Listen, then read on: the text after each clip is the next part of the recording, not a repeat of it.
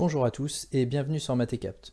Aujourd'hui, je vous propose d'apprendre à réaliser un déplacement coloré et aléatoire avec Scratch. Allez, c'est parti pour une démonstration en images.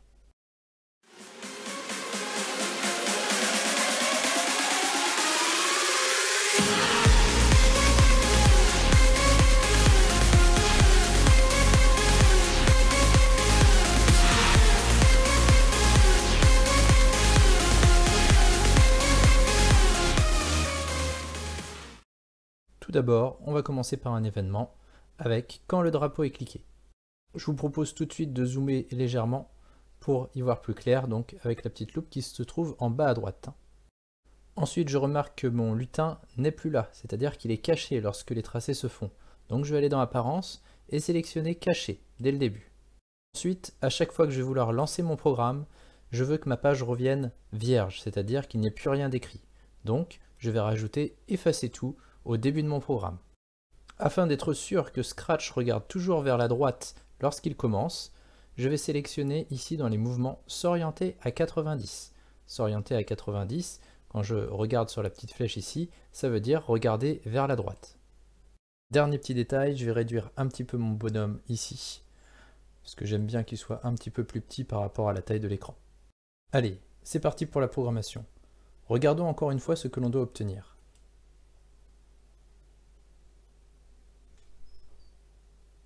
On voit donc une série de petits carrés qui sont tous formés à l'aide de traits qui partent un coup à gauche, un coup à droite, un coup en haut, un coup en bas, mais on ne sait pas vraiment dans quel ordre.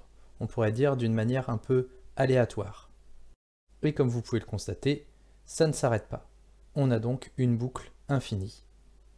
Je vais donc commencer par aller dans les contrôles, récupérer une boucle répétée indéfiniment.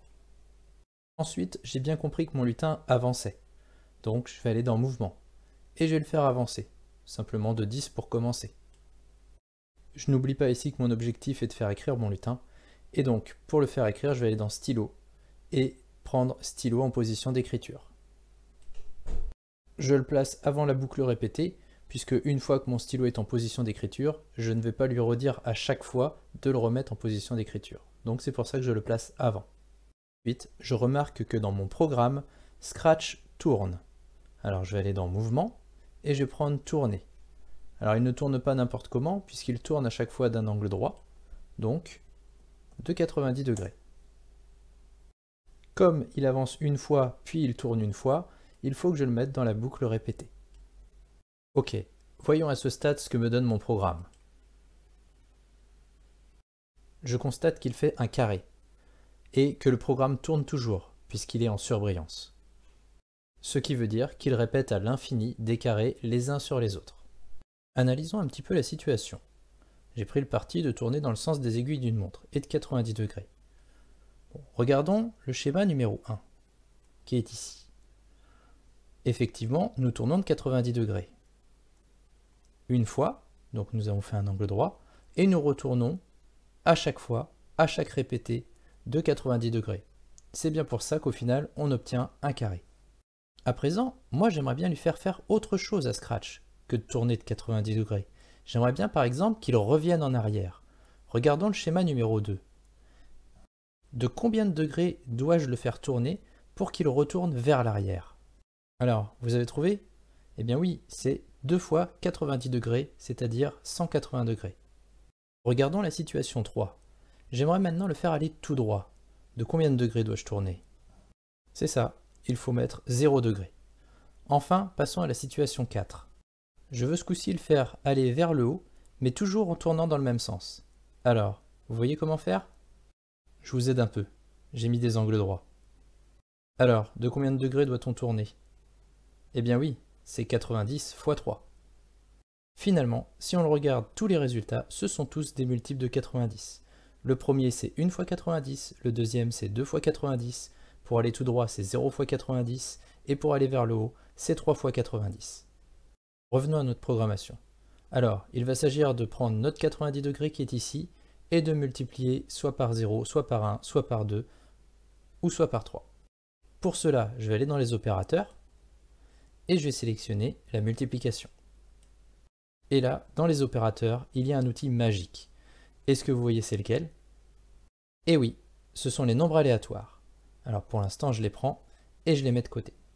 Tout d'abord, je garde mon idée en tête, c'est-à-dire que je veux tourner de 90 degrés, ici,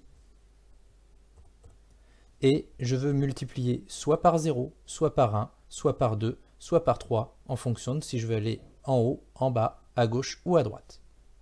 En plus, ce que j'aimerais bien, c'est que mon personnage Scratch prenne une orientation parmi ces quatre-là de façon aléatoire. Alors, vous voyez comment terminer? Allez, je vous laisse mettre en pause. Essayez de trouver. Donnons la solution. Dans les nombres aléatoires ici, on va choisir un nombre compris entre 0 et 3. Puis, on va l'intégrer au programme. Qu'est-ce que ça va faire? Ça va faire que on va multiplier 90 soit par 0, soit par 1, soit par 2, soit par 3, et ceci de manière aléatoire. Lançons le programme pour voir ce que ça donne. Ah, je suis déjà bien content, ça ressemble à ce que j'ai demandé. Il me manque l'aspect multicolore. Qu'est-ce que je vais faire? Je vais dans les stylos, et je vais sélectionner « Ajouter 10 à la couleur du stylo ». Je le mets bien évidemment dans le répéter indéfiniment, puisqu'à chaque fois que j'avance, j'aimerais changer de couleur, et je vais plutôt partir sur « Ajouter 1 à la couleur du stylo », de façon à avoir un maximum de couleurs. Je relance mon programme, et ça a bien l'air de faire ce que je veux. Ah, j'ai quand même un petit problème. Je me retrouve beaucoup dans le bord, et quand je suis dans le bord, le lutin ne fait pas tout à fait ce que j'ai envie. Alors, petite astuce pour vous, je prends ainsi, et je mets si le bord est touché, alors j'avance de moins 20, ce qui veut dire en fait que je vais reculer de 20. À quoi ça sert? Eh bien tout simplement à s'éloigner du bord à chaque fois que je m'en approche. Je n'ai plus qu'à le placer à l'intérieur de ma boucle, et normalement ça devrait marcher. Je relance le programme, vous constatez qu'il va quand même sur les bords, mais il va en ressortir beaucoup plus vite. Allez, je vous laisse admirer.